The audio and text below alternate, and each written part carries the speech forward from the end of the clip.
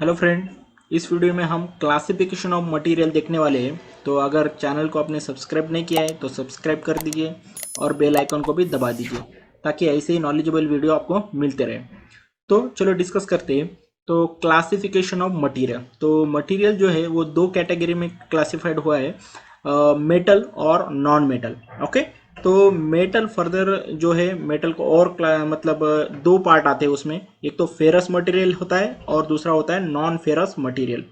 तो ferrous material वो होते हैं जिसमें जो है आयन जो है वो मेन कंस्टिट्यूट रहता है। ओके, जैसे कि cast iron, alloy cast iron, wrought iron, steel, alloy steel, ये जो है ये है फेरस मटेरियल जिसमें कि आयन जो है वो मेन कंस्टिट्यूट रहता है। ओके, और नॉन फेरस मटेरियल में जो है वो आयन जो है वो मेन कंस्टिट्यूट नहीं रहता है। ओके, सो मतलब आयन को छोड़ के दूसरे रह सकते हैं लेकिन आयन उसमें मेन कंस्टिट्यूट नहीं रहता है। तो इसमें नॉन फेरस में आते हैं copper, aluminium, brass, tin, zinc.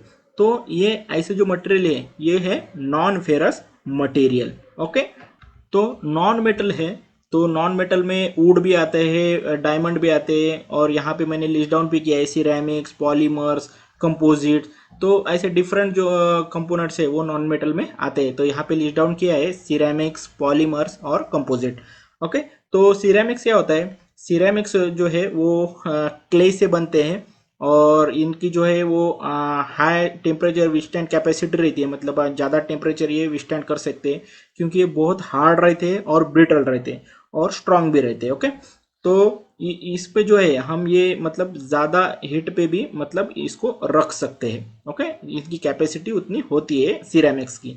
Okay, तो जनरली ये ग्लास, विंडो, पॉटरी, टाइल्स और पोर्सिलिन में यूज होते हैं। ओके, और पॉलीमर्स, पॉलीमर्स में दो भाग आते हैं, मतलब एक तो नेचुरली मिलता है हमें और दूसरा जो है हम बनाते हैं, मतलब मैन मेड पॉलीमर जो कि हम सिंथेटिक बोलते हैं। तो पहला हो गया नेचुरल पॉलीमर और दूसरा हो गया सिंथेटिक पॉलीमर।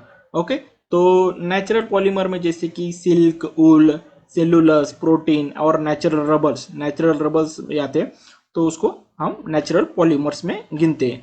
ओके, और सिंथेटिक पॉलीमर जो कि हम केमिकल चेंजेस की वजह से जो प्लास्टिक बनता है वो होता है सिंथेटिक पॉलीमर, या उसको हम बोलते हैं मैन मेड पॉलीमर। तो उसमें कुछ हम केमिकल रिएक्शन होने की वजह से वो बनता है। ओके, तो इसमें आता है nylon, polyester, Teflon, polyvinyl chloride और इपॉक्सी। तो ये आते हैं सिंथेटिक पॉलीमर में। ओके, तो कंपोजिट, कंपोजिट में क्या होता है कि दो मटेरियल को कंबाइन किया जाता है, मतलब दो मटेरियल को मिलाया जाता है। क्यों मिलाया जाता है? क्योंकि हमें दोनों की प्रॉपर्टी मिले। ओके, मतलब कुछ मटेरियल की प्रॉपर्टी ये हो सकती है कि वो बहुत हार्ड है और कुछ मटेरियल की प्रॉपर्टी हो सकती है कि ये बहुत टेम्परेचर विस्टैंड करता है, या ये मतलब ये इन्वायरमेंटल चेंजेस को भी एक्सेप्ट करता है, करोजन रेजिस्टेंस है। मतलब दोनों की प्रॉपर्टी को अगर हमें बढ़ाना है और एक ही बनाना है तो कंपोजिट मटेरियल। यहाँ पे क्या होता है कि दोनों मटेरियल को मिलाया जाता है। ओके, और उससे जो दोनों मटेरियल की जो प्रॉपर्टी है वो कंबाइन की जाती है और एक मटेरियल बनाया जाता है, और ये मतलब हमें एप्लीकेशन के हिसाब से हम फिर ये यूज कर सकते हैं ये मटेरियल्स, कंपोजिट मटेरियल्स। ओके, तो दोस्तों इस वीडियो में हमने देखा कि मटेरियल की क्लासिफिकेशन कैसे है और हमने ब्रीफली इसको अंडरस्टैंड किया। तो अगर वीडियो आपको अच्छा लगा हो तो लाइक कर देना और चैनल को सब्सक्राइब करके बेल आइकन को भी दबा देना ताकि ऐसे ही वीडियो आपको मिलते रहे। तो मिलते हैं अगले वीडियो में, तब तक के लिए जय हिंद, जय भारत।